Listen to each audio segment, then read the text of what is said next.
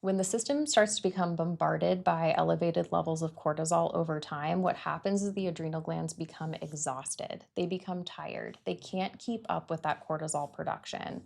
Because they can't keep up with that cortisol production, there's no feedback signaling back to the brain to slow anything down. Our tissues, we have receptors for cortisol on many tissues in the body, become saturated. We become cortisol resistant. When this miscommunication occurs between the adrenal glands and the brain, this leads to a decrease in overall cortisol production. So, when we think about cortisol, it's also important to know that cortisol naturally follows the body's normal circadian rhythm, which is our sleep wake cycle.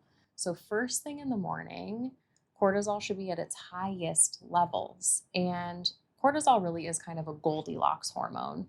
We like to see it not too high and not too low, especially first thing in the morning. It's going to make sure that we have enough gas in our tank or enough energy to get throughout the day.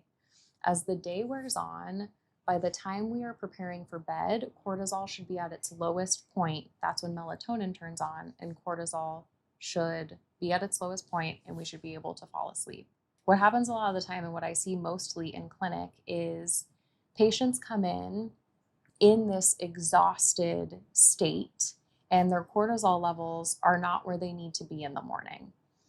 Because there is some level of cortisol dysregulation, they tend to come in with symptoms related to difficulty sleeping or waking more frequently, insomnia type picture, maybe digestive disturbances like bloating or heartburn. We often see low levels of cortisol related to hair loss, anxiety and depression, energy level depletion, menstrual irregularities, weight gain, fertility issues. The reason this happens is because there's an interplay between our cortisol, our stress hormone, our thyroid hormones, and our sex hormones. So when we look at the interplay between these hormones, cortisol is going to be a major contributor to how the rest of the system functions.